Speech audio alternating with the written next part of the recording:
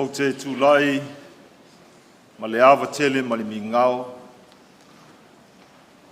tu lou e soli tūlo tō paia. Tu lou e soli tūlo tō mamalu, o paia wha le tala le lei. O paia wha le malo. O paia wha le atunu. Tu lou na lava. O le a o le toi whanunu tai se enga. E pei o le whitalainga i le tama nei moa moa. Pe o te soli soli whaavasanga o le tai. E whainga tā le tulu vau e pe o le whaiva o le tāwasanga. O te tuai nei li anga. Ae tilo fia maungao ni ua. O te saafi fo i le maungao au. Ae le o le mati e tama o liu lau mea. Leiti oa alanga li o i lana eli ngā ufi. Panga le mea nei a whai o lota manao i laufi. Ai tate fefe ia mali e toa. E pei o lato i lolo e fiau li tūlo na sā. Ai whainga tā o lo whaitau ngalu sale mulianga. O le paia, o le malu nei, o te moai wha poi poi, wha lofi sao tupu nai le malai le vau. O te wha poi foi wha ila mea e pe o le whaiva o tau la sea. O te tapui le tapu o tupo le samba,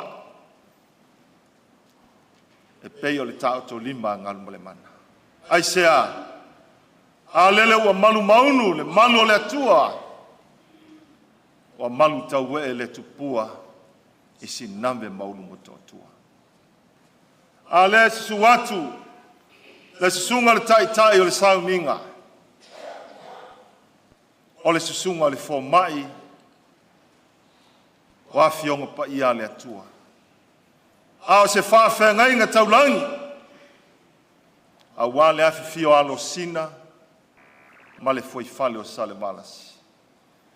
Se whawhengai ngā le matua, ma le ainga sa mali e toa.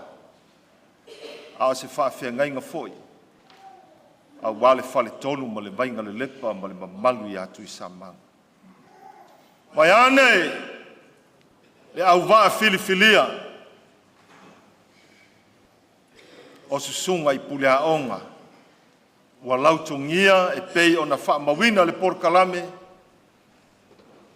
Mo le fongaina o talo sanga. Mai ane foi a fionga i pule lua o tatou kolisia e kalesia. O lo fongaina le faita wina o a fionga pa ia le atua. Le whenga inga tuai ma le whenga inga fou. Tulona e awa lea e fio le fionga ili. Le minsta wa onga. Mai ane le fio mai, le fionga i le sui pale mia. Ia, tali tonu pa ia awale fio ainga sa amitua nai. Ia, vaane fo i le alaltai e tua tomo tolo vaa ma le mamalu ia sani mulianga. O le fali polu ana tofi e mali e toa tauru papa. Le fio mai le fionga le minsta wa onga le fionga i onu. Ia, pa ia ainga sa tuana o le ainga whalangi langi. Ia, awale mamalu o le tauso e ma le whale tolu talainga ia api. Wai ane le fionga le minsta lango lango o le matua ia walpa ia awati amanu manu vai su foi tino si masua ia le malelenga mali e toa na le tai le fale fia ma le fale sala fai e lavi manino e lavi ava lo longa pule ma le faitoanga. Ane le fionga le minsta lango i le minsta o ngal ia le fionga le minsta o kabineta le fionga se o muli ia le o le uso tu ofe ia tau ia o le mau tonu wa ngalo ia tau ia wa ta longa ia ma fafifianga ia fingtal pa ia lenga sapista ia ma pue la ta ia le no fo soli fa leva malu matautu ia ma o to fa le tua tu low ia maana le malu tau e o no fo fa fengainga e ka le sia fia o lo to pa ia lo no manu a wase manuia o Samoa moa taiao tu low ia maana le mai ma le fio mai ia o le sunga ia sua Daniel sua ia o le tai o le Samoa Leipa movement ia o e mamalu o asisia onga o afionga i pule a onga le malo a onga le kalesia ma onga tu maoti ia mai so lo to pa ia fai a onga o lo nafa tau lima ma le fiau ma le ngaluenga ia vai ane le tatou universite o tou o fai a onga faolioli mo ataiao ia wale fiau ma le ngaluenga tu lou e muliai e le titi ai lo na taua o le fio mai le fionga e au o le tupu na wha nofu a wa malo sina ia ai tasi le ala e ma le tofa ia ma le saufa inga o le ala ua malu tau e ai le tupua ma le lau ai ia fifio ai alo sina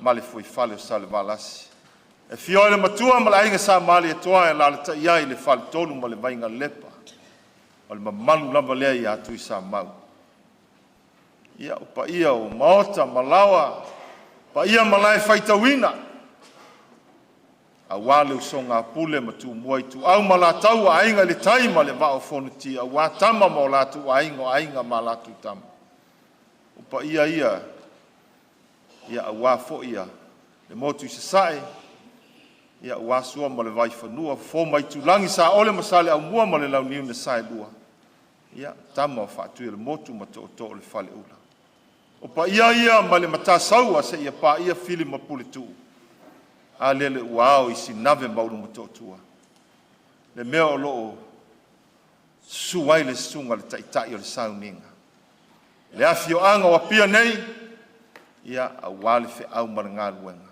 ona fa apeo leo sa matu tala o le nei aso ma le fa moe o nau o tau aoina le porkalame ia o le la unga fa manuia wale fa moe le so ia tal tonu na o sirfia ia le asau no ia lo tatou tama le fionga ile minstao a onga manga nu le fionga ia i ono ia vatu souto matu pala a wau taiva to faiva to tofile nei tau sanga ina ia awane au manu au mala a ia au mala ai ui au manu a ia maua lunga ile vi inga o lo tātou matai. Ona wha apea leo sa mātou tala, i le ama tele ma le wha alo, lau sunga le taitai o le sauninga, maise o le au waa filifilia, ia o manu na o le atua, au wau tau whaiva tutofi le nei aso. I le ama tele ma le wha alo wha fitai.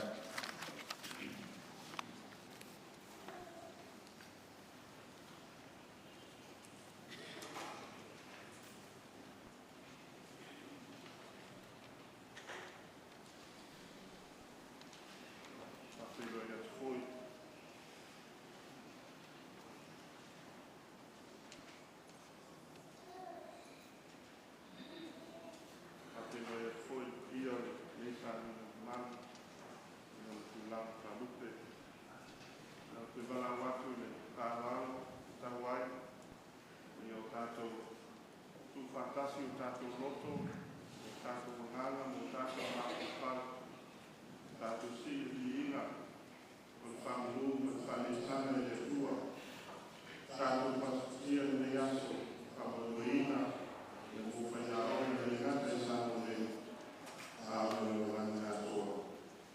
Mera tātou tātuani i le tua.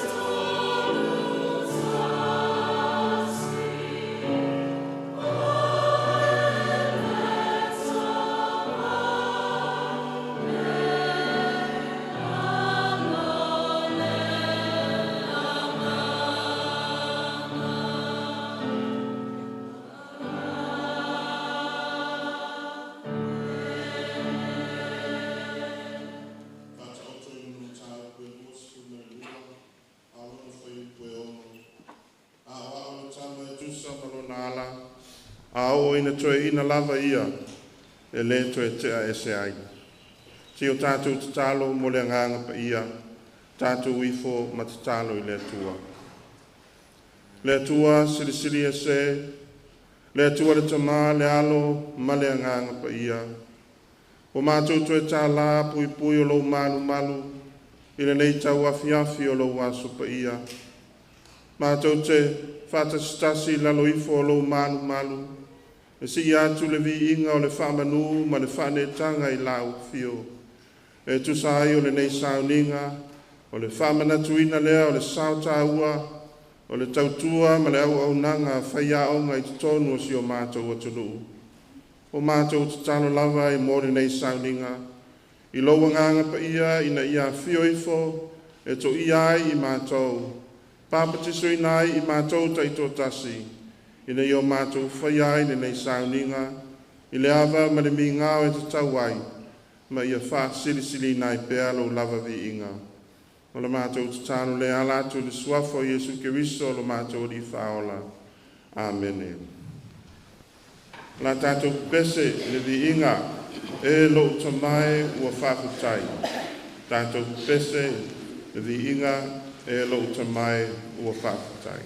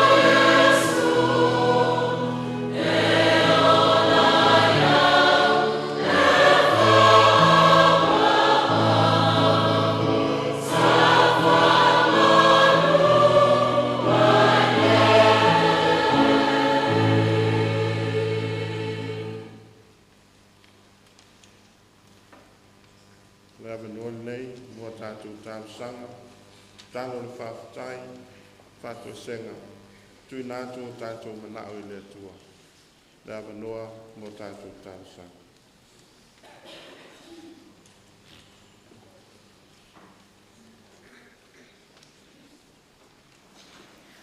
Tātou wifo matatalo.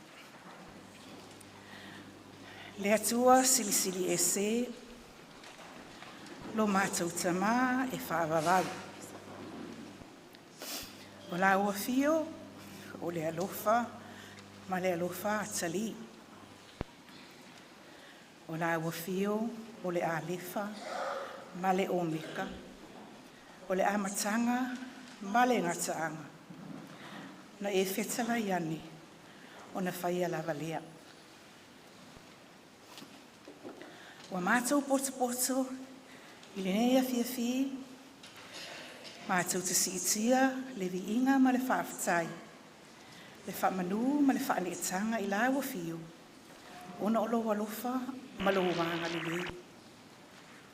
Whaafetai lo mātou tamā, I le tele o whaamanu ianga, wa mātou oa I nei whale seu. Masa ai maa mali, ona o lo wanga le le whaasoa mai, Ia I mātou. Whaafetai, I le tō whānai. Na mafu ai, le nei aso whakitoa. E whailonga I nai, lo mātou wala awina, o whai a onga, e le ngata I Samoa nei, a o atu nuu e mamau. Male na lulangi atoa. Whaafetai tamā, o loa mātou wala awina. I tō mai, maanga waa, ua tofu si ai I mātou. I le poto, ma le ata mai. Ai mai se, o le mālosi ma le ola, e te whaasoa mai, Ia I mātou.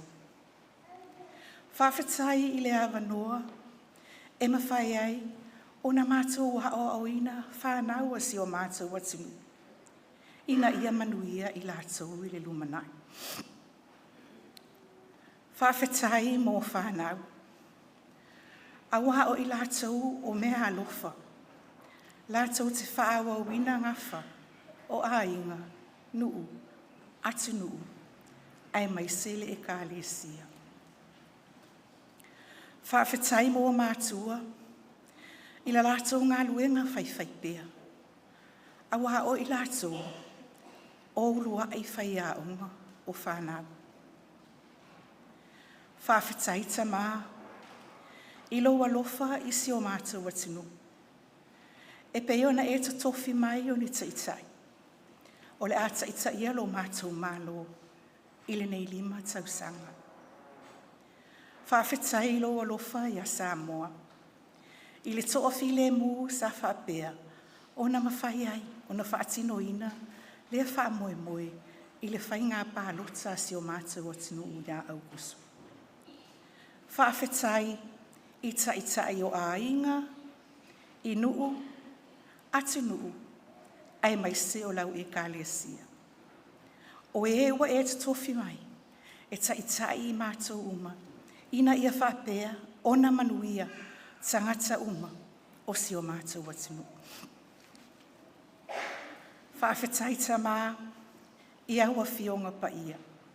Pei fōna mātou u whale le nei tai au, ma whaalongolongo I au auna, I le launga ina o lo fina ngalo. Mātou te whaafetai, I le whaamanatu mai I mātou le nei aso, I le tāua o le avea o I mātou, e whaina siwinga le lei, ai aua lava le vave o le whaamasino atu. Whaafetai tamā I le whaamanatu, e ala I aua fionga pa ia.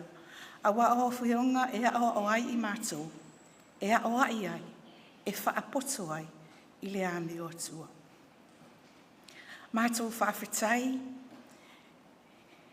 I le anawa tau po le autu, o le nei whaamoe. Ia mātou tutu whaatasi, o I mātou o whai a onga. whawhetaita mā mō le whaamanatu. A wai mana o mia lo mātou ngā lulu e whaatas. Ai maise, ia mātou o alo ma whanau le atunu. I le alofa, i le onosai, i le whaamaoni, ia mātou whai mea sili sili. Whaataitai i la ua fio lo walo pele o Yesu, le whaia o ngasili. Le atualo mātou te mā, mātou te whawhatai ai, ona o nei a wanoa, e mawhai ai, ona mātou whaatino ina se au nanga, mōlo mātou watunu. Ina ia manuia, ma o atu, se suru atu lo malama lama, i tangata uma o si o mātou watunu.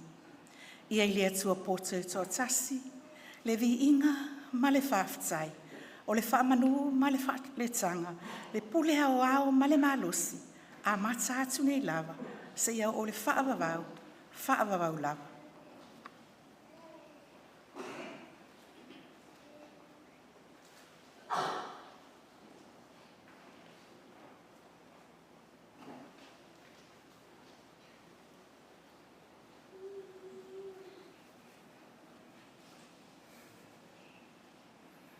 Le li yelo mātou tamā siri e sei.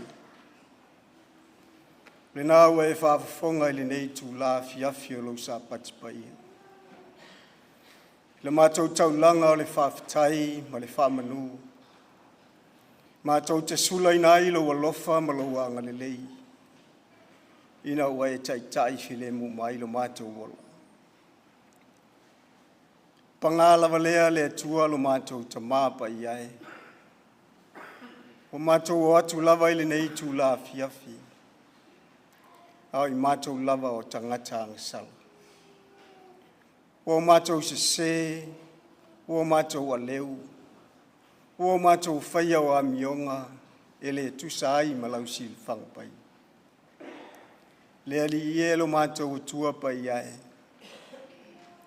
O mātou whamaulalo. O mātou whātou ese, ina ia alofangia.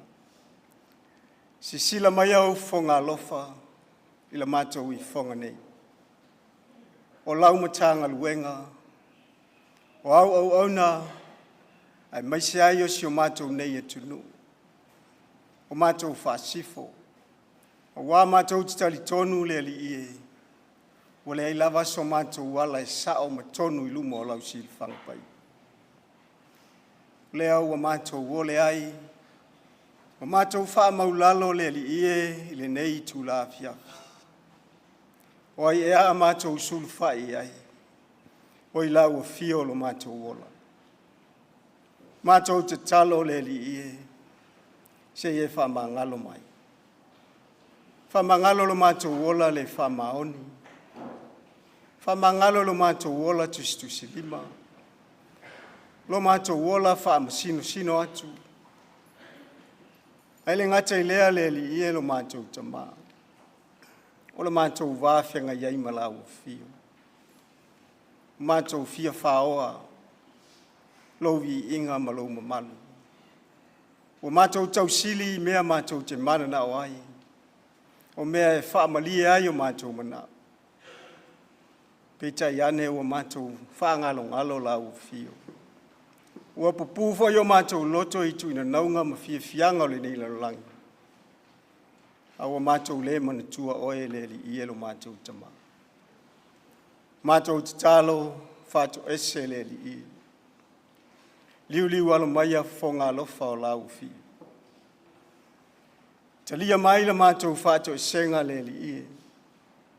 Wāua mātou talitonu o mātou tangata anga sala I le wāwhenga iai malau fi. Whamangalo le li ie, sio mātou nei e tunu, iona taitai whale malo. Whamangalo I mātou taitai whale kalesia. I tutonu anuu ma inga, e o lava na ia mātou whanau. Le li ie lo mātou ta māpa iai, mātou te talo, se ie whamangalo mai ai mātou. Pea whai o le tonu ma le saa o la mātou taita inga. Ua whai alava le li ia o mea mātou te loto iai. Aua mātou lefe silingia la ua fio. Mātou whātou ese ai le li ele nei tū la fiafi. I le tele ma le ano noa i o mātou se ma le sala. Le li ele mātou te mā. O nao lau fio mātou te malu ai. Alofa mai e whamangalo mātou tangata. Whamangalo la umtanga luenga nei. Whamangalo la mātou I whonga nei le nei e fiafi. Ia vea pe lava le maliu tingao Yesu Keriso lo mātou wali ima lo mātou whaola. Se mata uolo na totu pa ia. Ua lava lea le li ie. Sau ina ai ma whama mai na ai o mātou tangata angasala. Mai li tele o lo mātou wola to I lalo le li ie le vāwhia ngai ma lau fi. O lo mātou whātou e senga lea le li ie. Ile nei tu la fiafi.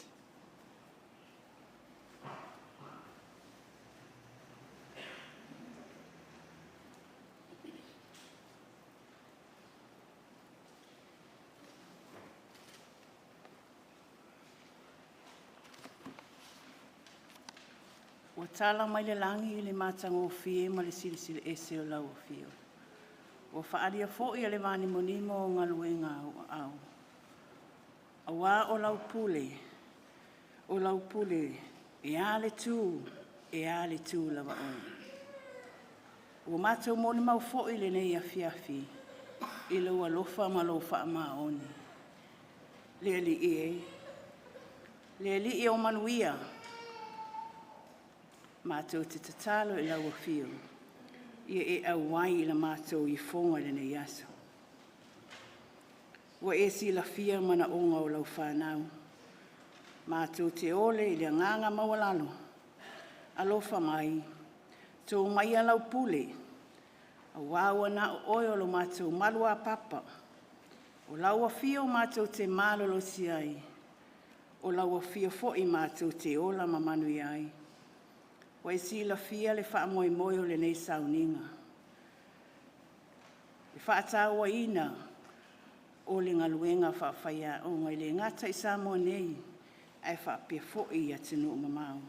Mai tu e fia o le lalolangi. Le li ie mātou te watu I lau a fio. A wā o lo mātou tofi ma lo mātou wala awina. Sa tāpina I lau a fio. O lau a fio na e tāpina ina. O mātou tofi, mātou te ngālulu e ai, a o mātou iai le nei lalolangi le tūmau. Le li e vai ma whaatau waa o mātou tangata. Ai mātou te wha moe ma whaalango lango I lau fio. I le mālosi ma le iloa. E ma whai ai o na whaatau nuu tiute ma whaiwa. E pei ona e te tofi ai I mātou. Mātou te tālolo mātou ali whaamanuia. Laua fio la mātou I fonga le nei a fiafi. Whaamanuia la mātou matanga luenga wala tuai sa mātou au nanga. Whaamanuia I eo e te tofi a vea mau mātou taitai. Ia e whaata mao a inga ina le poto ma le ata mai. A o le mālosi whaafowina I le aso ma le aso. A wale whaatau nu uina o tiute wa e wala o ina ailo lātou soifua. Ia wha o ina na lātou tō whae lo sosia. Ia sa ili manu masoa lau pule whae unga whae whaatasi ma lau fio. Ma ia lima taita ina fuafuanga uma I o wala. Ina ia manuia o ngā uma o Samoa. Mātou te talo le li ie, wha manuia le sosaiete a whaia o ngai Samoa. Le taita I fono le lau ma o na vaenga ese. Alo fangia o lātou whaiva alo filima. Whaatonu fo laula wa fio I o lātou nafa matiute. I manatu ma whaai unga lelei. Ina ia malu ma manu ia sui awai unga I la lātou whaatou whala inga. Le tamae, li lingi maia whaamanuianga I lunga o whaia unga uma o Samoa ma le lalolangi atua. Ia wha atoa e laua fio so mātou vai. Ia wha au penga ina lo mātou whātau waa I le poto, le ata mai, o anga waa, matāleni ese. Au wāle ngaluenga whitau e wala o inai I mātou. Taito oloa ina I mātou e loa nganga I taimi umai, luta ai le tai. au mai lo file mu, au mai lo loto tele, au mai le ono sa'i e fufo ai whaafita o li uma, ma whati a tā mai o le ngaluenga. O a whainga tā, whapinau na whaafai fie mea umai lau fio. Ia whaatumu pia le ato pona pona, ma whaawa sofia pia moe ngā luanga I loto ma nganga o whaia o ngā uma. Ia whaia mea silisili, ia whaia le tautua I le alofa ma le whaamaoni. Ina ia manuia whanau a Samoa. Ia maua le malosi ma le ola whaafauina I taimi uma. A wale whaataunuina o mātou tiuti. Leli e mātou te manatua fo I ta māma tina. Ua whaamamai atu I ngā luenga whaawhaia onga. Alofangia lo lātou soifua. A wā o loo tau au ngā ina pia I lātou whai masili anga o mātou whaatau wa. Whaamanuia I le lātou au nanga. Mātou te tatalo lo mātou tamai. Whaamanuia se o mātou atu nu o Samoa. Mai maunga te tele se ia o I se ua pito I titi. Alofangia taitai o lo mātou malo. Ia iai lau whaamal malunga I lo lātou soifua ma le ola. Ia loto lotoi lau afio I le lātou taitainga. Ma ia tō wha mai langi o lātou manatu. Ma whaai unga whai na ia taitai Samoa I o wala malofi na ngalo. Ia taitai le alofa ma le wha maoni. Whamanuia I taitai o ekalesia ma le au whaingole e uma. Lo lātou whaanono manu ma te talo mo se manuia o Samoa. Malutia lo lātou soifua I o awanga lelei. Whaatumu pea le utu le tamau a inga whaaleanganga. A wala utala lelei ia tupu ma ola ina I Samoa atua. Ele ngalo le tapua inga na I tamā matina mātutua. We lo o po le whala maula le mulila. A o alo whaiva lo atu nuu I whiau matiute o lea aso ma le aso. Alo whangia lo lātou soifua. Awe ese mai mati ngao le tino. A ia fua I pea lo lātou manosi. Sili le anganga. Whaamanuia pule ngā li ima whai pule. Fua I le tō whalo loto ma le utanga poto. Ma ia pule ma le ami o tonu whasilisili le alofa. A wāni manuia o a inga nuu mai kālesia. Le ali ie alofangia na I whanau. Malutia lo lātou wola mai whaamai pepesia lutia ai lo lātou wola tuputupuai. Pui lo lātou wola mai whainga tāo le nei o langa. Ia whaapeo na apel pleina e wa au o lātou wola mai so o se whita. Alofangia mātou whanau whianga iai mā o onga. Whaamolmole le ia so aini lo lātou tau mawhai. Fua I le poto ma le malamalama.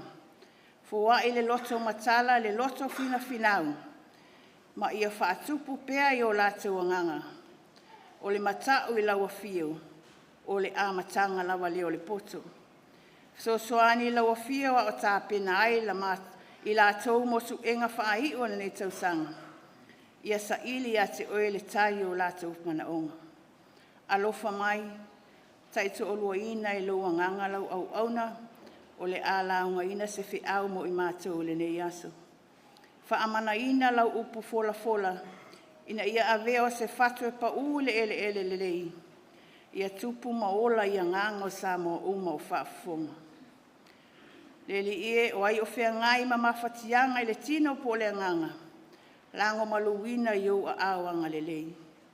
Whaaloto tele mwha mawhana whana lawa fio I loto ma nganga. Whaatasi oe le nei aso, ma le nei vai aso, I whiau, ma ngā luenga wa I tofi ai o mātou tangata.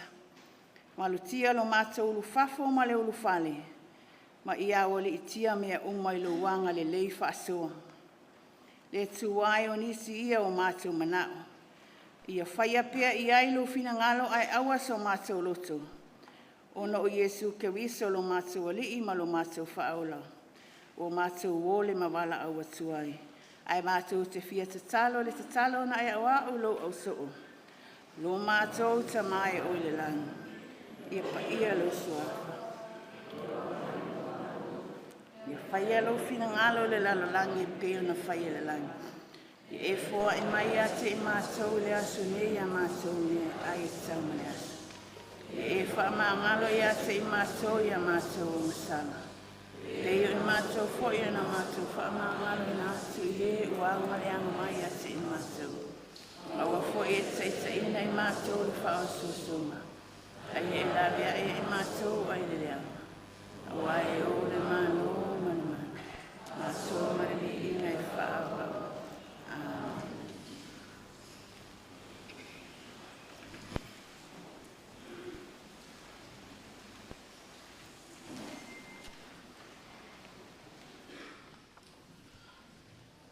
Ngā tātou toi pese le pese, ia ea whio mai. Pese, ia ea whio mai. Tātou toi pese ai.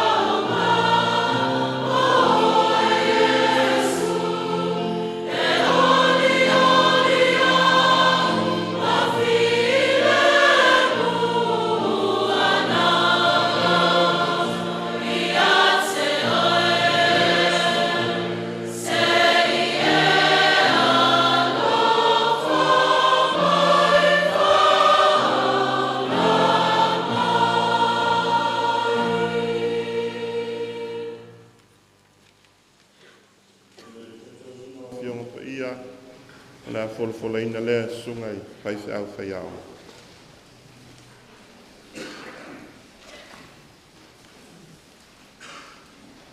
Le whaitawina o whionga pai a le atua mo I tātou le nei fiafi. O le maua le tātou rua I le sona mai le whenga inga tuai. Tusi o whaata oto. Whaata oto lona mata upo eiva. A mata le whaitawina mai le whai upo eiva. Te ia whaapau mai le whai upo e sifuru ma le lua. Whaata oto o lona mata upo eiva. A mata le whaitau mai le whai upo eiva. Se ia whaapau mai le whai upo e sifuru ma le lua. Whaafonga u te whaitawina, o a whionga pa ia alo tātou wali. A o atu I le ua poto e a tili poto ai o ia. A o atu I le ua ami o tonu e tupu ai pe alo na poto.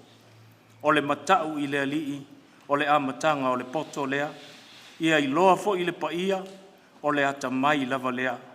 A wa o au e whaateleina ai o waso, e whaopopo ina ai fo I tausanga I lo o langa. A whai e te poto, e mō oe e te poto ai. A whai e te tau emu, ua nao oe lava e nofo sala ai.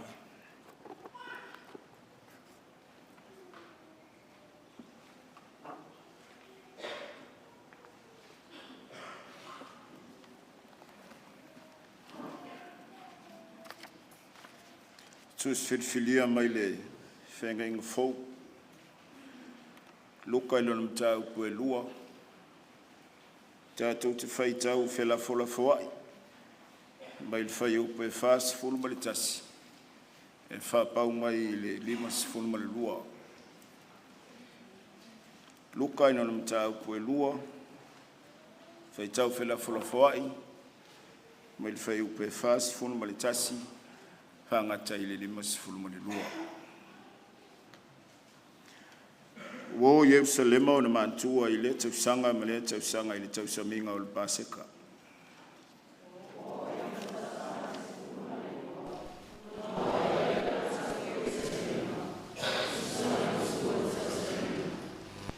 Mai o naso, na foi mai leo I la ua, na o nofo le tama o Yesu Yerusalema. A ile iloa e lona toma ma lona tina.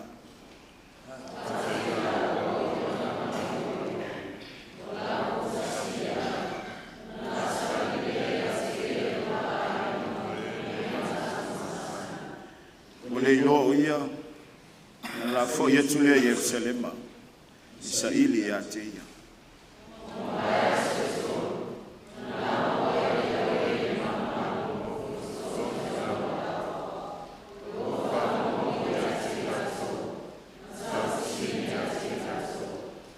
Matua au fo mulama ele fa longo ya te ia ilo na poto mana upu etali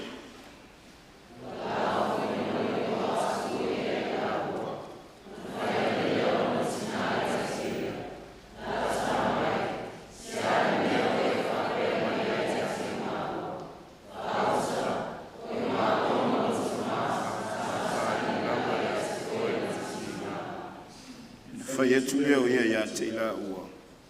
Seale mea na ulusa ili maya ya te. Ua te leilo a ea I te tauna o ulifale o loktoma.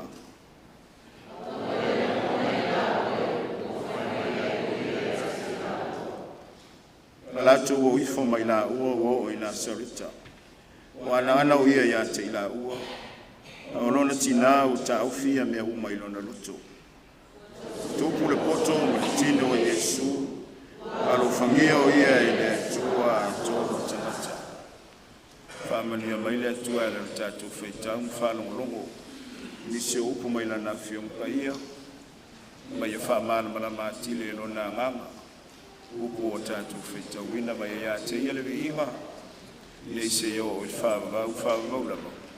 Amen.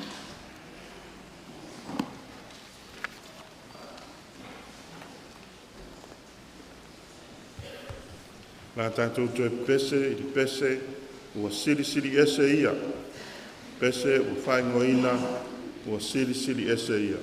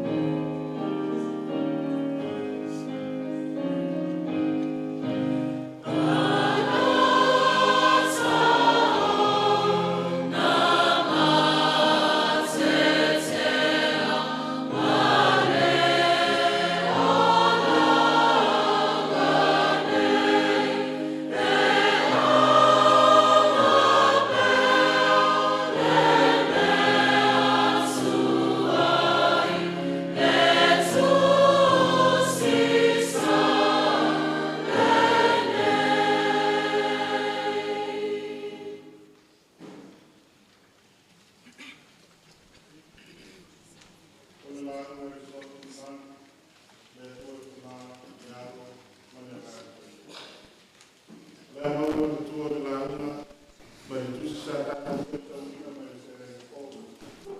Tusi a luka i o tātou e ua. A o whiwha o ngā ina, i whai te whāsu ma le iwa. Sea ea lea o musa ina i ai ngātea. Lua te reo ea, e te tātou no o le whane o lo tama.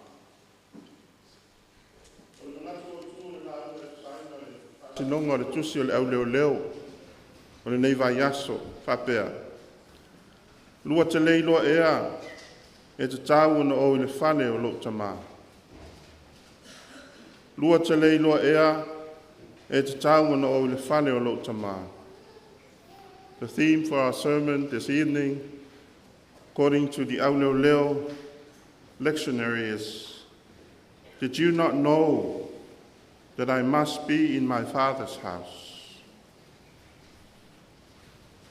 O le malu malu, o le whalea onga lea o tangata i utaia.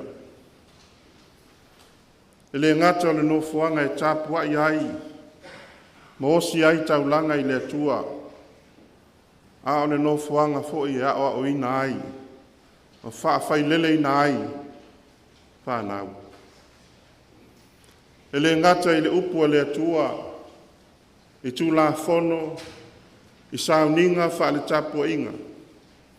Ai whapea fo i la lātou ngangana, la lātou tū, ma nganuu, ma lo lātou whaasino manga.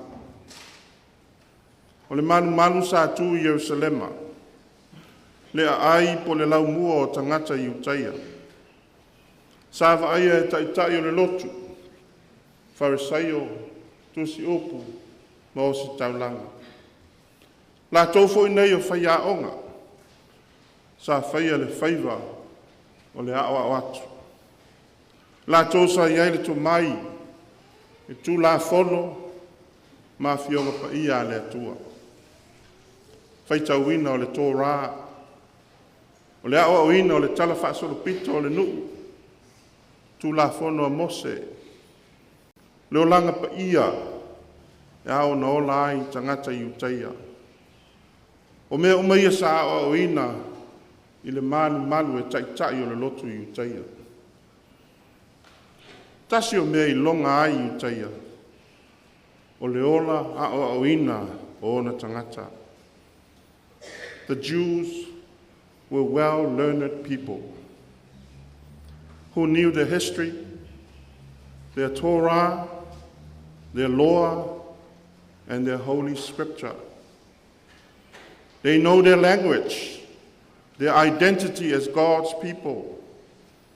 The Jews were the remnants of Israel. Those remained from what was once the great nation of Israel, or the nation of God. Their ability to educate their people from one generation to another enabled them to maintain their identity, their way of life, and their religion. Tā ua leo le ao oina. Ai meiseo le ao oina o lātou whānau. E le ngata i tutonu o ainga, tutonu o sunako, ai whapea i tutonu le malu malu i Jerusalema. Education was key to ensuring the preservation and the continuity of their identity. O le tala i le lei loa o Iesu i Jerusalem. O le tala i le whata waina o le ola a oina. O le winga leo le malanga Iosefa ma Maria ma le tama o Iesu i Jerusalema. Se i ave Jerusalema, se i ave le manu manu, se i a oina le tama. Ia lātou tū maanga, ia lātou tāpua inga, ano lātou whasino manga. Tusai ma le tū la whono i utaia. Ua o Iesu i le matua e ao na ave ai Jerusalema. O le tū ma le anga i utaia e tolu lava tausaminga titele whaia Jerusalema e ao na awai sosa i utaia. Po whea lava o le lalolangi e nofo ma lala ai ai tau malele mai ai, tau saminga lava ia, tau mawhai e malanga iai, ina ia awai ai. O le malanga lane nei, na o ai Iosefa ma Maria ma le tama o Iesu, o le wha manatuina o le paseka, o le ainga o whalawa o le whaf, e le whawhewhetaina. Sau ninga lea, wha manatu ai, le ainga muli a tangata Israelu i aiku pito, i le pō na so sola ese ai mai le pule sa wā, a le tupu o Farao. O le ainga e wha manatu ai, lo lātou saulo tonga. It's a feast in remembrance of their freedom. I wāwenga na whaia le atua mo i lātou, mo whānau, o le malanga e au ina ai lātou, le tala wha solo pito lea, o le afuanga lea, o le malanga le nei, wa au wai ai Iosefa ma Maria ma Iesu. Peiona, tātou whaitau iai le tala, so longa le lei mea uma, se ia o ina watoe fo'i o le malanga, mai loa ai, wa lei loa Iesu. Wa lātou le o whaatasi ma Iesu. Maria ma Iosefa e o mai Galileia, lei tū mālo i mātū, lunga e o Yerusalema, e mamau, no na winga o se malanga umi. Le ala lea e, malanga to o tele ai, a inga manu, ina ia saunga le mū, whaafeingo fia ai le malanga. Ai o lea fuanga fo i lea o le lei loa o Iesu. Manatu Iosefa ma Maria, ai Iesu o lo whaatasi manisi o whanau, o lātou a inga, whaapea fo i le nuu. Ma e loa muli ane, o lātou tu ua le ai, a o le toe fo i whaatope i Jerusalema, na i loa ai o loo i le manu le ali. Ma wātu o loo nofo i te tonu o le vasenga o awao, no whaalongo ma tu fesili. Ka pele mori mau o matua ofo fo i lātou, i lona poto mana upu e tali. Tolu aso na lei loa ai le ali. Lona winga o le tolu fo i leo aso o iai le manu, o whaalongo maa o ina. E le tau mate langona o le popole o mātua, i loa i le tala Maria, i lona ti ngā i le sa i linga o ia, e i tai wa tu whaafea ngai ma le talia Iesu, whai nei mā tātou matua. Sea ea le mea na o lua sa ili mai ai a tea. Lua te leiloa ea e te tau na o i le fale o lo tamā. Le whai ngofia ia Maria le avea matina o le alo le atua, to be a mother of God's Son. Ao leo tu e whaamanatu iai e Iesu. O lona iai te tonu o le manu, o le iai lava lea ma lona tamā o i le langi. Tu wau i le manu. Tu wau se ia o ina au i le fale o lo tamā. Se tā pena o au mo le ngā luenga o lo whaatari mai. I loa i Iesu le tā ua o le ola tā pena. O le ola o ina i a fionga le atua, tu la fono, e meise lona whasino manga o ia o le tangata i utaia. O lava ia Iesu, sa ia langona le tā ua o mea ia. Muli ane ina ua a mata o lana ngā luenga tālai. Mana o onga o ina na i loa ai lona poto ma lona atamai. E le ngata ia fionga le atua, ai whaapea i tu la fono le atua. Le ai a se isi whaia o ngasili e tusa ma le ali. Tasi lea o na whaalanginga, o ia o le rapi. O le awao po le whaia onga, he was known as rabbi, teacher, and he was the greatest of all teachers. His teachings, his wisdom are still with us today, still challenging us, still impacting on our lives and the lives of millions and millions of people around the world. O Yesu o le whaia onga, A o le whaia o ngā ua lewa o na tāpena ina. I lona o langa tupu ai. Sa a o ina o ia e ona mātua. Se ia o ina o tuua na o ia e whai o lana ngā nuenga tāla. Manatu e whaapea foi o tau. O tau o whaia onga. O tau o rapi. O ao. O Iesu. O lana mata upu. O le suia lea o loto o tangata. Suia lato wa mio ma o lato o langa.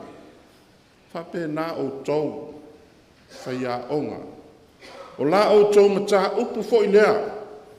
O le suia o langa o whanau lalo vaoa o Samoa.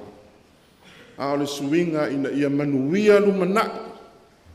Ia ola o au ina e le ngata i le poto salalau.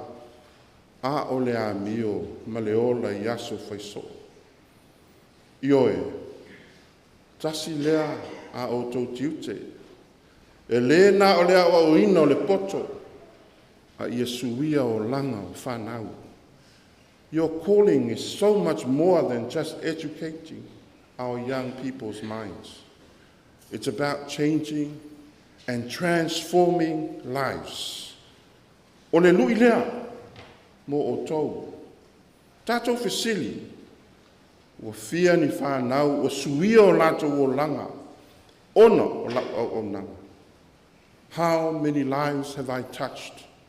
How many lives that I helped, transformed, and changed for the betterment. O le lui lea mo o tau.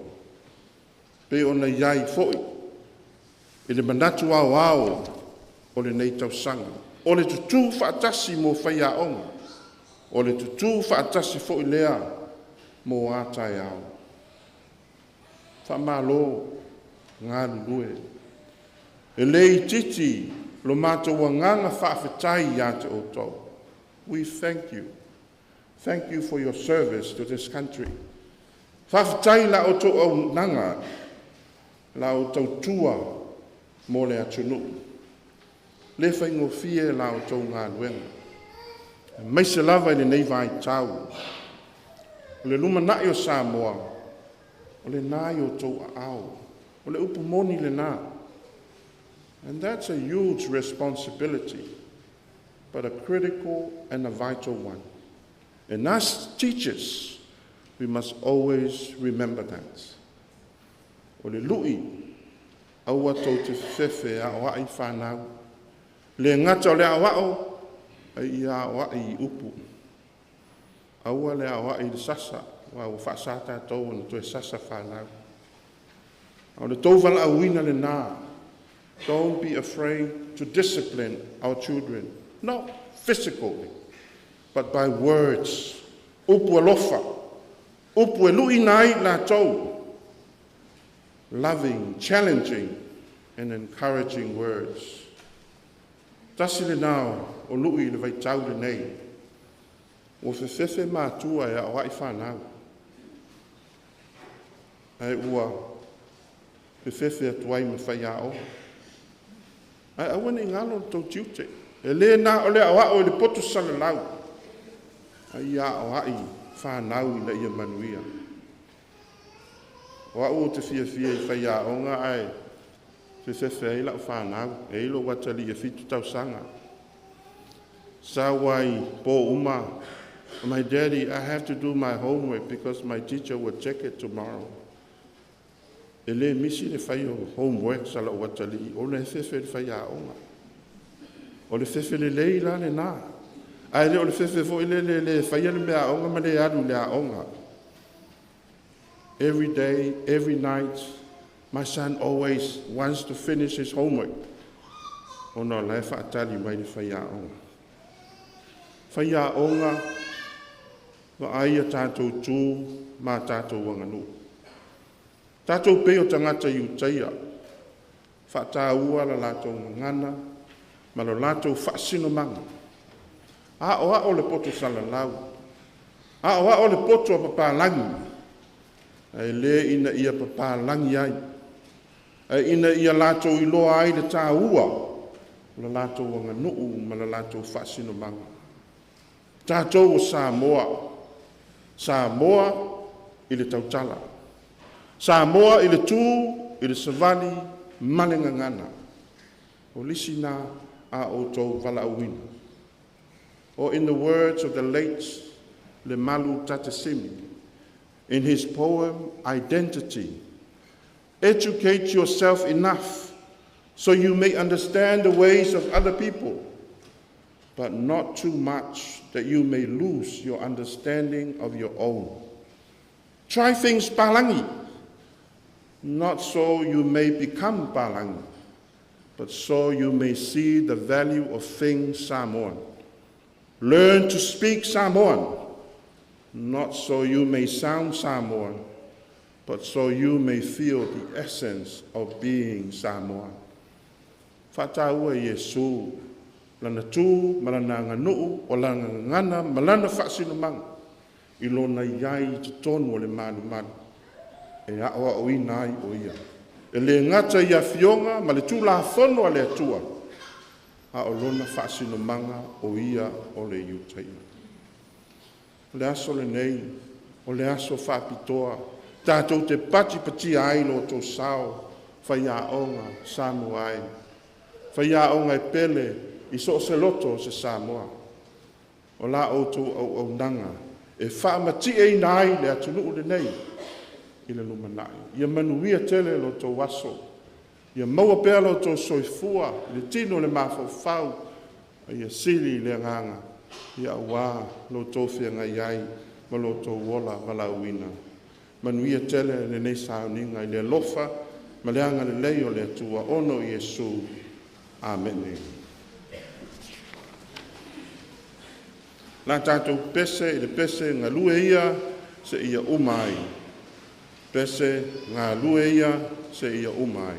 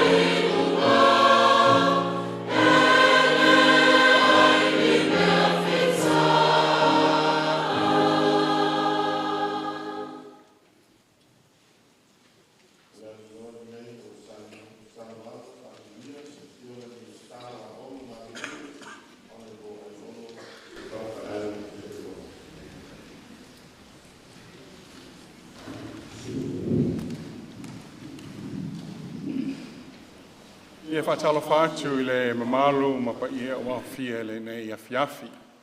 Nei aso tā ua mo whai anga uma i Samoa ma lalangi atoa. Lau sungal te tail sauninga, Reverend Dr. Latu Latai. A fio le mamalu kapineta, lau fionga le sui palemia, o le minstao tupe, lau a fionga i le minsta o Ta'alonga, whawhiawhianga, ia whapea foi i le minsta langolango o a onga matanga wenga onga manu. A fio le whalulunga matanga wenga o a onga manganu, malpulenga, whapea foi le polisi langolango o l'Universitea o Samoa. Whaatalo whatu foi i isi mtanga alwenga whalapa tonga tuma oti o le malo, whalo whaatasi mai le nei a fiafi. Ma whaatalo whatu whapitoa mo sunga ma lei ma tamaitai whaiaonga. Whaiaonga wa maro lo manu malo, mai le ngā luenga whape whaiaonga o loo whawau le tautua mo Samoa. So i fua manuia ma langi ma maa. Whaftai lau sungal te itai o sauninga mo le upu wholofola ni nei a fiafi. Wa nofo whale le whiau whaamanatu, a os whaamalosi au a wā le aso whaamanatu mo whaiaonga uma o Samoa. O whaamautu ai i lo taltununga e ala il whiau wholofola o le ao au ina o se ngaluenga pa ia ma o se tiute whaaleanganga. Whaiaonga e o le nei aso e le moni vi inga o le ngā luenga. A o le whaamanatu, whaamaoni a o outou taulanga. O se taimi, tātou te toi tepa i tua, i le telo i tū la whaaalo le ngā luenga, o le telo tapenanga a wale a o ina o le whanau, i le aso ma le aso, ma le tele lawa o a outou taulanga o foina, lilo, atu a walo o tau walawina, e na o tau e si la fia mai loa. Tātou te whaamanatu ai le nei aso, o se aso e le ngalo. E le ngalo ai la o tau whaafai la o tau wa ao, ma la o tau ngā luenga whaamanuia mo whanau ina ia ola manuia. O so se tala anga i soifuanga manuia o tangata Samoa, o outou na mafuai. O le manuia i soifuanga o tātou tausi soifua, tātou loia, tātou insinia, whai whatoanga o minister ma whai pule, o matai longa e ala i tamaalii ma whale upolu, sa whaavae lo lātou manuia mai tu tonu o potua onga. I le ngata sa outou a wao, ia le leile whai tau maltustusi, ai maise o anga tau sili le whatutua a mio le lei ma le tāua le tū mau i le tātou wha Samoa. O tau lawa o fita o le malamalama o loo tuu wha solo atu le malamalama o lo tātou wha sinomanga mai le tasi au ngā tupulanga i le isi. O le poto ma le ata mai to se wha soa atu i alo ma whanau, o la avea ma ta iala mo la tau o langa atoa. O lo o tau wa la wina e le o tu sia ni tusi, ai o lo tu sia le tau no unga le lei o ati na e ese, o la ta tau o tuno o ma le malo. O lea o te ofo atuai le whaafitai sili, e whai masuyo sa mo uma e whaapea, e whaamanuia le tua ia o tau, i o tau a ao ma o tau whaiwa whaawhaia onga, whaamalosi ma whaamoe le tua, awa o ia tau ia lo o tau afu le lingi. Whaafetai tau tua, whaafetai le fili o ngā luenga whaawhaia onga, e whai ma o tau tofi. Whaafetai whai tau langa. Ia manatua o ngā luenga whaawhaia onga, o se ngā luenga pa ia, ma o se tiute whaaleanganga. Manuia le whaamanatuina o le aso whaia o ngai lalolangi ma Samoa atoa. Soifua.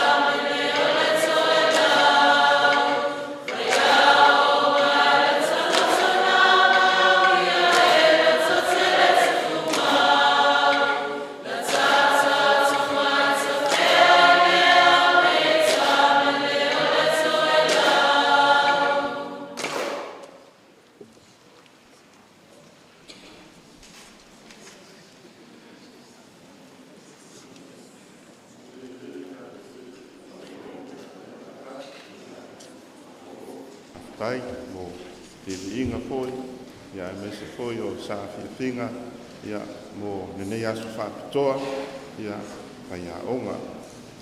Au lei whaiwina nenei sa uninga ele tanga whaamanuia, ia lea foi nenei a noa e moni atuaile, ia nganga whaatai tele, ia ia o nenei sa uninga malu, ia fionga ele sui pānamia, ia ole minsta foi leo tupe, tātou malo, ia whapea foi ia e kāpineta, ia sunga i minsta, ia whapea foi le fionga le minsta o onga, fionga ia ai ono, ale e ke roma, ia whapea foi ia tai o tātou mtanga duenga, ia whapea foi ia tātou University Samoa, ia e mese foi o le asosi o whaiaonga, Societe Whaiaonga Samoa, ia ono le nei sauninga mātou fie, muni atu le nganga whaafitai, ia ono lo tō whiliwhilia foi o le nei kānesia, ma le nei manu, ia e whaatinu ina aile nei sauninga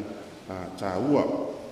Lea ia uma sui o le mātou e kānesia, ia muni atu ai ia o mātou momo o ngā lofa, whaafitai tele, ia mo le nei sauninga.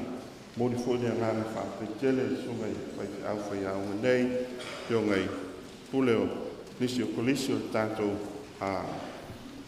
tunuu, pio ngai li im tamai tai, pule o tātou onga le nātou sa whaima au tutofi o tātou sa uninga i lea fiafi, ma lo whaafitai, tā pena, ma lo sa uni, i tātou tānu sanga, ia mese foi le fola ina o ia o fiong ia le tua. E mamoli foi la whaafitai tele, ia le tātou au whai pese, ia lii ma tamaitai, ia o le tātou au whai pese, mai le FOE, ia le tātou aonga whaafai aonga le University a Wao Samoa, ia whaafitai tele mo le saunia le lei o tātou i inga, ia o le nei a fiafi, ia whamanuia tele le tua, ia vea foi o tau mani, whai aonga le lumanai, ia tūlai mai, ia nei foi whaiwata ua e whaauawina, ia le soifua au auna, ia mōsi o tātou o tonu. Ia, o se whaafitai lea wau lea ni whai au pia, ia moni atuai ma momo o ngā lofa i whapenau na manuia tele lo o tō waso whapitoa, le nei a sā, ia lofa le atua, ia whamanuia i whaiva ma tiute o lo whenga iai. A le au whaiwina, ia le nei sā nunga i le titalo whamanuia. Le tua lo mātou tamā, o maea le nei sauninga. Mātou tui nātu pēa i nā uwhio, whape nā le e whaatasi mai, ia e mātou. Au mātou tō mā natu ai pēa, whāma natu ina pēa le sauta ua, whai a onga i le ngata si o mātou o tunu, ia e whapea fō i le laralangi a toa. A le manuia, ma le while mua la uwhio le atua le tamā, le alofi sisiria so Iesu Keriso lo mātou li whaola, i le mana mawhitanga whai pēr ma lau whio nganga pai ai. Tū mau mai lea i o mātou lunga, ma lunga lau whanau le laralangi atoa, nei se i o le whāwawau lava. Amen.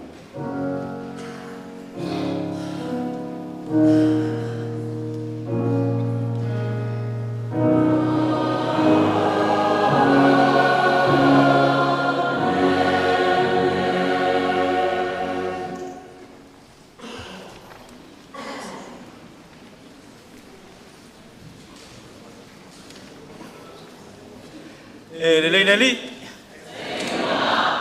ma ngai la unga kau le leo ke lelei sai viuma ya dia leli e lo ma tu tsalunga leo wa mai ona ta pai pule tai ona la lu ofisi le fa isinave maulum totua wa le ma ta puia o tanga ta soifua ma le tapa au le langi o le tua fofo le atunu na tulea ya olele wa tau te ipo walanga ina foi ava le nei tuaso ele na sunga le fafengainga taulangi manatu le asawa ia le basa mato upo le nana sewi fale mua le tofa sale aula o le sunga le tamao le tu malo le asa le ngasuo le taiao vai ale le pa ia fata fa o le malu o le li le fiafi A o le vaivainga, ia ma se whātauwaa o pestata malangi, soli tuina ai lo tau pa ia i le nei vaenga o le fiafi. Whaleo ina le nganga whaafitai, malanga ina, ia le loto ua tumu i le whaamalia ina, ono le nei aso ma le whaamoe moe. E lo mātou talitonunga e pe ona tala no atu, o le ale to e tālawa yutu ma ausa mātou upu ma sa mātou whaamatalanga. Na o le leo le whaafitai, e whaleo ina i le nei vaenga o le fiafi. Lau sunga i tamā whaafengainga, lau sunga i le taitai o le sauninga. Whaleo le nganga e tumu i le whaafitai. Matango fie le upu a le atua. Te leilo aia i la tau o lo i te tono le malu nei. A o au, fai mai le upu a le atua. E ta tau o na o le whalisao a pia e whakasa i le aso lima o ke topa. E ta tau o na o le whale o lo tamā. A whaila o whaafonga mai se whaia o ngai le o alu se whalisao i le aso sali nei. E le o ngatasi lo o langa ma le upu a le atua. O le nei la aso, whaaleo ai le nganga whaafitaitele, i lau isunga i le whailotu, e tusa ma le upu fola fola. A lele wa ulu ulu mata fola ule ayo loto, fina ngalo ma nganga o le ainga whaia onga. Ma e ane a le sasao mai o le paia ma walunga wa malu tawe e ai, le malu tāpua i o lau sunga ma le paia o le ikalesia. Moli le nganga whaafitaitele, ya i lau sunga i le whaafengainga o na vaenga uma e pe o na iai ne yaso, to fi to fale a fionga paia le atua. Se ese le mata mo fie. O whaatasi fo ima vi inga o le ali. E usu atuale ngā lue ia o ke whaalongo ako e pesi paka umalo tino. Awa fo iei kai mika kele ngā lue ia ai. Yoe, ai ese le mana i o le ne yaso i le a fionga pa ia le atua. Awe whaatasi ma vi inga le au angelu. Vi ia le ali. A pe aso mato leo whaatau wa ai alanga ina le nganga whaafitai. Sa lilo le tua ana e tui whangalilo le tapa au le ala tau e le yaso le upumoni e tō ia tea. Lau fionga i le sui pa le mio le malo tu tō tasi o Samoa. Asa le eise la ngona maua lunga. Se te fio mai wa tu matila i le ne yaso. E uia matila le sila sila i le nganga pa ia na ave ai le whamua i le tai au whanu. Ai ano fo ia lo sua maua lolo e lo tō pa ia. O i se vi ia le atua wali tangata whaatau wa. O manatu mai ai. O le fo iwa matau sulo le tino. Wa fifio mai minista o le kapeneta o upu fo i e whaia ana a iei tanu wasa. E i lo pesa au ai whika isi lau ala au fausia. A iei tanu wasa wa atoa ana. Ia walanga la au fausia fo ko inga mākou ai on. A iei lo mātou manatu. Whaamalolo mai o le kapeneta. Se o le afio mai a lea. O le ao le malo ma le masiofo. Sui o le fonosu i tofia. A ea le pare mia ma le kapeneta. Le pale mene au au Samoa. Liwa le foi sa mato upu, ma sa mato whamatalanga i le ne yaso. Le maua lunga ma le vanu vanu ai o matanga luenga i fia o lewa fio mai, si o mato utama. Le fionga ia au. Le maiselo na malu au tafa, le fionga ia tua pepe. Ia whapea fo i le pulenga malosi e leto i lalo. Matanga luenga o haonga, whapea maanga nuku. Le vanu vanu ai e to fe lava i tu o le matanga luenga vi ia le ali. Mātou mori fo i le nganga whaafitai. Leo mātau sulu le tino. A fio mai lau fionga pesta. Whaitau ina le tātou universite. Le ma whai lava lo wanga i mai se e mi mita i lau au whai pese. Ioi, ia e sel mātango fie. Vi ia le ali u mātou taritonu e soor si ufonga le au whai pese i lau si ufonga. Pa wale meo le unga o pese o vi inga o whaia unga waka fia pese. Ui lea, vi ia le ali. Baenga uma le mtanga aluenga i ol vaenga o le universite pe yona. Anga i mai masu mai matala mai au. Wha leo le nganga o le whaafitaitele. Pa ia eo le au wala au lia. Vanu vanuai. Ya, moli moli atu le nganga o le whaafitaitele. Whaafitaitele alu mai. Sewa mata ngofie le ne yaso e ese le au le lei. Le fo ia mata watu ile ne yaso ya suli mafeoi o faia onga i so se vaenga wale fa pito onga fa faia onga le matanga luenga wa onga le malo ne e mamita mita le langona a lea wa to lau le fionga pa ia le atua ya na au na fa fianga o sui ia o aʻoga le ekalesia faaleo atu le agaga e tumu i le faafetai i lenei aso ma le tatou mafutaga piia le alii o lo matou leo faafetai lea ma so o se vaega lava natu nei le au iaiso o matou upu ma sa matou faamatalaga sisila le lagi o matou loto i lenei aso o le upu a le atua ia lenā ua nofofale ia sa atu ia ma ae a le feʻau taumolimoli ma le tamā o le matagaluega se pale la ei le asolimo o ke topa lua ate lua se fulu malilima e momoli ai mato ai manu lo to faiva malo to wala awina faia onga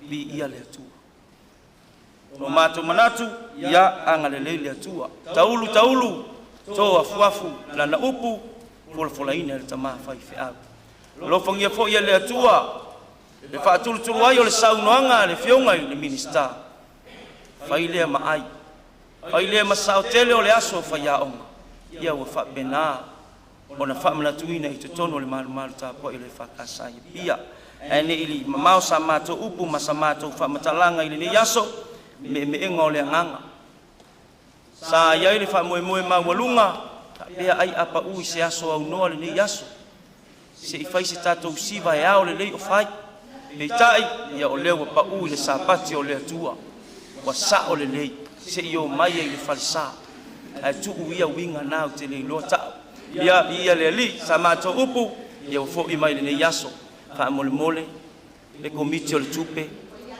ia malo fa tai ese ia mua le yo na tulea ia o pe fai de tu malo lau te no fai pa ia e o le pea na ngono le yaso ia tawia ina fai tau le ai le fa moe o le matanga luenga la lava ya o lava le sapa le safasa peitai o le winga leo le fai ya onga so se mea i totono fafu fa bena ma nei fo yo le upo le atua le asol nei o va ai la ngono le fa tua ngaluenga ia le fa tua ki nganga ba ia ko le lava ai o so ale mea yo ya la sunga le fengainga tau langi ya elo mato manatu la sunga Reverend Dr. Latu Latai ia fa ai lo atu o le sunga le fengainga o le matua o faiva fo io ngaluenga fa fa ya onga momoli le nganga fa taitele ia o fa anga le malu mato manatu foi ia fa poponia so o ni askola o ni tuua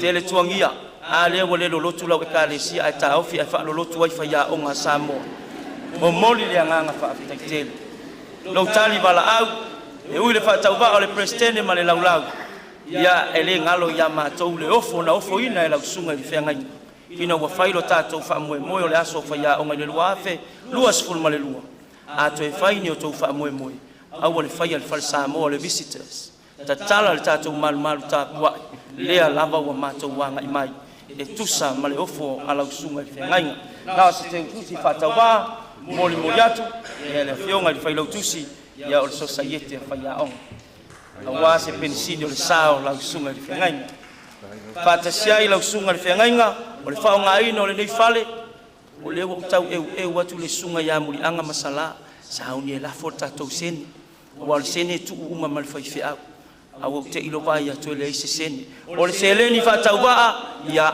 tu la ia ta oto i le mal ta po yo ta to ekalesia vai mauti no foi wale anga momi ya o to ia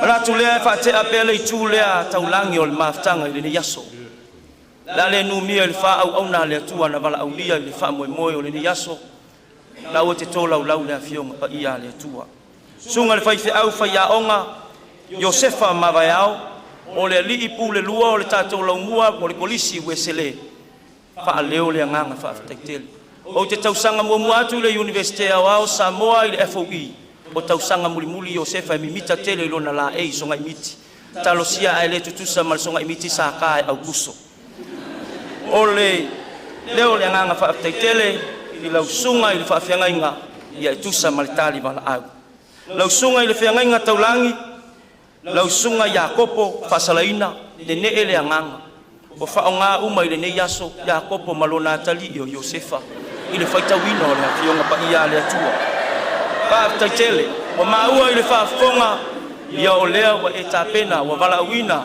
ele afioanga o ainga tolu do atua ma nga utala ma malu le faltolo lau sunga le fenga bi ia le atua la ngona ia fia ai ma le matu talo fatasi ma au nei lo fangia le atua a le lava wa maua le al sa usa tuli apu i lo fa moe awale nga luenga pa ia le atua awale ngalo tatalo mai pea mo le nei nga luenga le ia fa au wina lo na mata ngofi le fa tinonga le ainga fa ia on ia ni liwane leo samato upu masamato fa batalanga la fionga mulipola ana rosa ale mulio a over ai la fionga ia o pe o toe va ai le ato le Titanic pino tamatari rose pa leo le nganga fa hotel ai o mata ngofie ma mata lupe le mata ile fomo le lua sang mata mau le mata ase patpat base tele fai tele tongia la sunga po la fionga ile sui pale mio Samoa o le upumoni fa fonga le ainga fa ya on o le ulwai fa moe lea o society wa fio mai ai fa malolo mai ai la fionga sui pale mio na tunu ia pa pe lea mo le atu le nganga fa fitele tu matila le aso fa ya onga ile nei tausanga ia o lo fo Yesua ma o fio mai la fionga na ste tu si fa tawa mo le atu ia awale pensinio lo sai yaso la fionga ile minista wa onga ia la fionga le na au na fausia o le taua o le nei fa moe o le ulua ia solea wa tu va wai le launga ia pa ua sauno ai le tamao le matanga wenga ai li poi nisi o sui ma feoi o le matanga wenga ai mai se nga wenga fa ia onga le ia so fa leo le nga fa tetele no talava ita ia so ntato feilo ia ia fa feilo ila wo fionga moli le nga fa tai tele tuangia ia u fa sao mai lava lo sai le ia so se mo moli se fa le i au le aso fa ia onga le pa uma wala lo mato va ai ia mal mato matau sui o tato kabineta fa betai se wa muli la wa fionga le minista o ta longa ma fa fiang o kale lo pe ka ke siva ile ku yama pole tui matau la wa fionga le minista wa onga ia ia esel te utusin tato feilo ia esel te utusi o le aso le nei o fa ia onga ia fa malulu watu o le te utusi le ia wase pensini o lo sa la fionga se wa muli minista wa onga ma fa fianga fa tai fa malo mai fa tai su mai matala au mai mamawa ka ko pule ono ye uina leo mai fa ya onga mai pule ono a lea wa e fio mai ma fa malo mai ya o le teutusi fa ta wa lea o ta pina ina le society fa ya onga ya a pe fo ila wa fionga sui minista wa onga fa lo ma yulo fa ya onga bale ya se ma wa sui minista mai se patpati o le fionga le sui minista wa onga yo ya la wa fionga le atinganga ta fai la wina I inga ya la matu talo fa society lo fangia le atua lo tutula au fa manuiti le fionga la au na fausia ya awase fa to fa la inga mosia tatu mtanga lwenga ya lo fangia le li yo faiva o le tusi fa tauba mo moliatu wa ule te fa to over ai le lo fa le tua oka o le askulimi le mea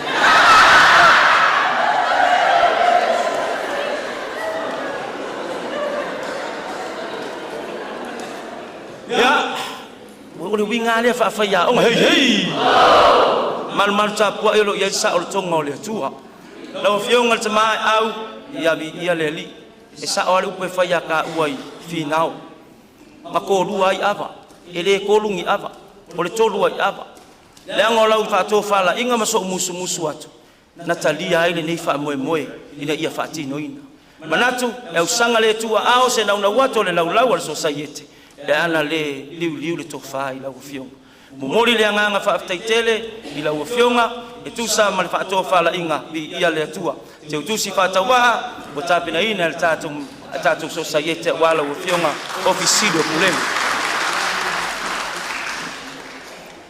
pesta ia isa oa nga e sawe au mai lau au fai pese wa tai ngo o pesta o tama na pese ai tata malang ale la ka pese se fa fo ile lang ile vi ingo le tua fa tai fa malolo mai whaaftai fio mai ma le tala au mai ia le wasila mio le ne yaso le matango fio le tapenanga le universite au wale whaamoi moi o whaia onga le nei tausanga vi ia le li. Ia, le sau ai pua le mea ue vahi hei le kanga le sosa ieke le ngase kai se furukala. Ia, le pa uma walalo le pa io le au whai ngā luenga tutofi i le nei aso. Manatu, ia wana o se foe whae e le taulo tau pa ia pe ana le ailo tau whaatou whala inga ia ma le tu mai o lo tau fina ngalo i se tatalo atu o le tātou sosa iete. Ia, lau sunga pa o le sunga ia pa ia kopo o le ulu a onga o le tātou lau mua i Samoa Primary. Lau sunga pa ia o le seleni whatau wa awa se pensini o lo sa. Lau o fionga le awanai, pe sala tonga whau, ia o whetau le lei, male maliu lai whai sala whai, lau te utusi le nā. Le ia tau o le tau a, o le sunga ia pe sala tonga whau, o le ulua onga o le tātou polisi maualunga, i le pāma lo to whanga. Le ia tau o le tau a, makareta le a tau a, o le sunga i le ulua onga o le tātou polisi maualunga, i le whanga. Lau sunga le a tau o le tau a, e uina mamau, ia lea lava wa e tiritiri aluai, ina ia whapenao na whaatino le tofi ma le wala awina, mawalunga le vi inga o le atua le soifua ngā rue ia le li. Lau whaipese le universite le sau whainga o onga whaaftai atu i lau fionga tabui, tusa ma le talia o le tāla sanga tau wala mailunga le tātou pro-chancellor, ma le vice-chancellor, whapea fo i le deputy, ma le laulau. Tau sanga le nte anau whaatu saina le tau au whaipese, ia i siku fofonga fo i lea o tābita, e tāki, tara, ai maloloa i le maa i o saulu. E whapena fo le tau sanga le nei, ina wa fo i mai tābita ma le ulu o koliata tulou, o na langi whetalia i lea e tamaitai mati nao Israelu le whati. Ai kei loa le menga kupu le whatu le nā, na ti ngā i loto isi, e ia isi la waloko le hanga i kou leo. Yoi. Ai mi mita ai le tangata o le atua, awa wafe mai wa fasi e tābita, le se furo afe, ai fasi e saulo le afe. Lo fangia e le atua lo tausi ufonga malie. Ia tala leo malie pe o le upu na suia ia le toina o tupu ola le suafa o mga lei. Lo tausi ufonga, ia wale fia uma ngā ruenga whawhaia onga. Te utusi whatau waa o tāpena ina le sosa iete, ia ola ia e whaipe mo e stouta i lima susene le nei e fiafi. Le whangalo i ngā fia i siona vau. O le a fiafi le nei, ia whamalulu atu i le pūlenga malisi vaenga uma e peona iai al tātu mta ngā ruenga. Ia, te tasi ia wha mole mole. Matangi o malo tau vaenga, o le whatou whala inga e au nā reina pu LTV le mele nei i tātou lai. Ai le maua lalo le sila le tātou sosa iete. Na o se te utusi whaatau waa, te longa te le ito ana i lo maota i le aso le nei le tāpena ina o vaenga uma. Mole atu te utusi whaatau waa mo le tātou media team, wa mata ngofie na waa. O le mea foi wa iai wa le aima se tule moe wa e tule le camera le tangata tuli moe. Wa ala uma ai le maftanga, ono lo tau pito la au whaatasi ma le au angelu na langina vi inga. O mole atu te utusi whaatau waa, ia tala masi nei le whātou le whātinonga i le nei aso. Ia le pūlenga le nāu o tau sisila ia i le nei aso. Se alauni whātau waa e leo se alauni. That's a part of our celebration today. O se vaenga o le whaamanuianga o le aso whaia onga. Manatu lea, a tō lau lo tau pa ia i lunga nei, oka. E au le poele umana lau division tasi al mata ngā ruenga. Le nāu a tau mawhai atu se pensine o tau sā, ia i le taimi wa whano. Le lava lo le wha moe moe. Lea wa uma o na wha ilo atu a whai e le sainia. Sau a launio le pāsese i le yaso. Le lau wa ta oto mai lumai o. Ai le ai se toi fo i wha alua i ai o. Wha mole mole. A whai wa uma na saini wana tō wha. Ina ia saini. A whai fo i te la ala mai e le sau sene. Lau sene le nā le ia fiafi. A whai fo i o iai se vaenga e momi ai. Le nasa lai ona tātou iai le amatanga. E nāna tue wha manatu. A iai se vaenga o misi. O lo o avanoa lumai o. A wā se te utusi. Patasi malau sunga i le whiangainga. Ma le pa i o le au whai ngā ruenga. Fio ai o le malo Samoa. Ma le mamalu au fia. Wa tāpena ina se tautenga whātau waa. Pauia e o i le pea le ne yaso ma ona wha moe moenga. A wā se tali ngā sua ma se whaasiri ngā malosi.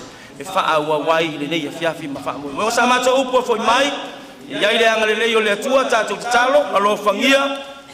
lana susunga ile au na le tua pa fulu mai le langi fa to fa la inga fa le nganga utu pupuina ulo senga ula mai le langi awal fe au mal ngaluenga pa ia le tua pa ia le au fa ngaluenga alo fangia le tua ia ia ile anga le yo le ia mana le upula to te la ina matatalo ina ile aso male aso ili wane sama to fa matalanga ile malo mai la ia ta to fa ele au e velo aso lo fangia le tua o la to faiva iso se mtanga luenga to fia ia mai se ia le afionga ile sui pale mia wa ta to mafuta ile o mala se elua lo la sa male afionga ya se mo le vai ta awa le tapu ia o le fa uanga ngau mala apusia to fanga o le fionga ile li pale mia o Samoa anga le leile atua tamaya au malutanga luenga wa onga le university wa Samoa suli mafeoi wa awaile ne yaso anga le leile atua momoli atu fa manu yanga le aso fa ya onga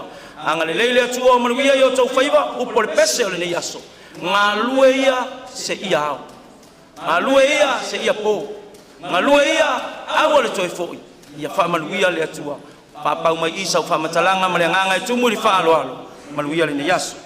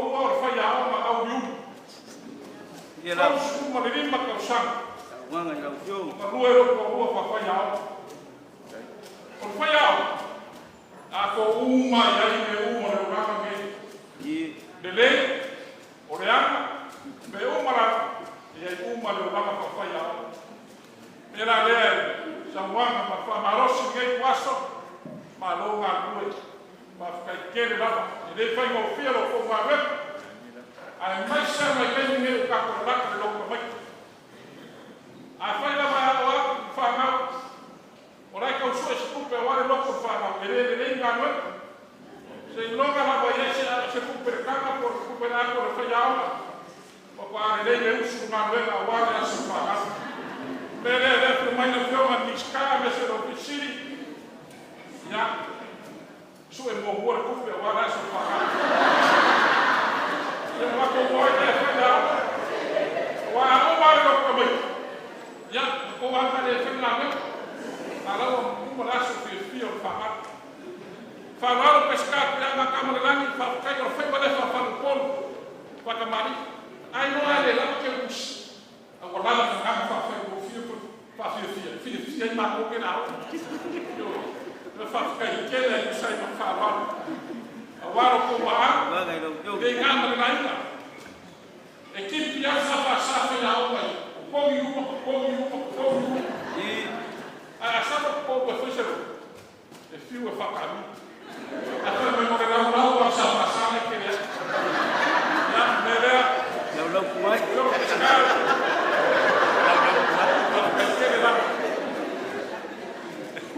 Kena ku sai ma farawa wa sereng pa ya kena ya mo la mo kupe de ken a samuana no fogo fiero pescar pa kena la pola bane la bane foi mo so mia ya wa pa mo pe ya de sumai kai o salinga pa kena la o ko farawa wa pa ya ma ko mala o família de cua.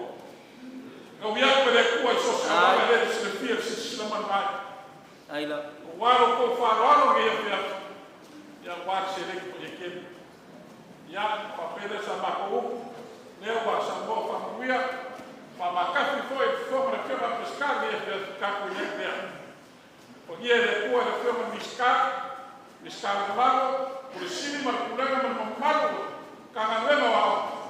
Podia ele pôr o fico pensando ya sanaya que hay acá con wow con papel la café con esto sang ya podía de puerca con maró a con balbala foi mercado el maró y se fue para buena base maró se fue ya a carro para casa ya sama con carrera podía de puerca supermercado sabía bawa la cofa o cupuina wa para nada wa va marico como era tenamos nada mau pouco e dei foi confia e eu só marco caloré muito ali já eu sei cá mais eu vou tudo é isso lá com o escape na prova lá indo já o cua com cari de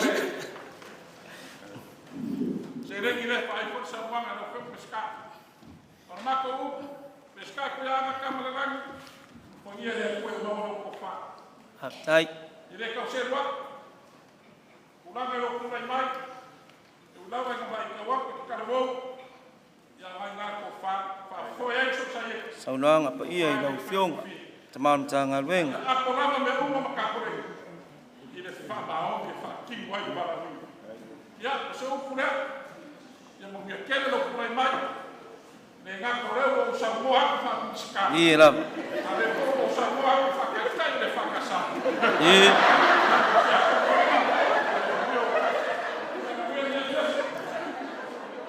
e lo matou taltonunga se wa muli manino leile tu ya le pata e fia ngai vini matapanga a lo u le tu puleono ile me lo e fio ai matata fa wai puleono e fia ngai lo lua mavana o le upo e fai le ano ama e le fia ngai le matu ma le matala e fa pena le ngona le ni yaso a vai le tu sia e soto lo na mata upo e tolu fai mai ona puni tia le mose ona mata a wa le mava aya ua pa ia sinai o le to fa pa ia wa e sau no ai le afia fili nei e lo matou tali tonu mai le au fanga ina i se upo pesta tamalang e moni to finga ma vala au ai fai ngata se to fa mo moli le pa ia i le lau ma le sau fa inga le societe sa lilo i manato e te tali foi tau le nei aso fa pupu sautala le angol pa ia ma walunga ya wale afio tuala ainga sa pesta o lua tapa au to yo vai tutu ai ale mamalu ya sale au la manganga e mau ya wa ako o lu malof poleng amak ya maso no fono fuatu fai mai wa la via akala ngoi ku mo wa ya o sa mato upu le yaso mo moli le nganga fa aftaitele le sa mato upo to fa tau matatau le to fa pa ia wa tatala wale pa ia le potonga nei mato te moli le nganga fa afta ya sa mato tau mafainga ya ele fono tia ile sila la wa fionga mai sel pa ia wa fio mai mato te asu atu vai malu ipuenga o vaenga fo ye pe no o ai ye ese le mata ngo fio le yaso wa faiva ese fo ilo pepe pe ole upo e fai le falsanganga mal faleata ia le nei fiafi wata noa la fionga a le nei fiafi ia fa pupu mai sa tala o le wa e ko fai mai lo lafo ia ala me mangui al presidente mali ia la fai le ngango ale al supokako ilu mal kengi palangi tapo yo men o le to fa le la fionga le ngata le fa iphone o la wanga fe kalai ia au to batula ia ka o lola ia upu le fai molinu ua umal case maluia tele le potonga god bless you all.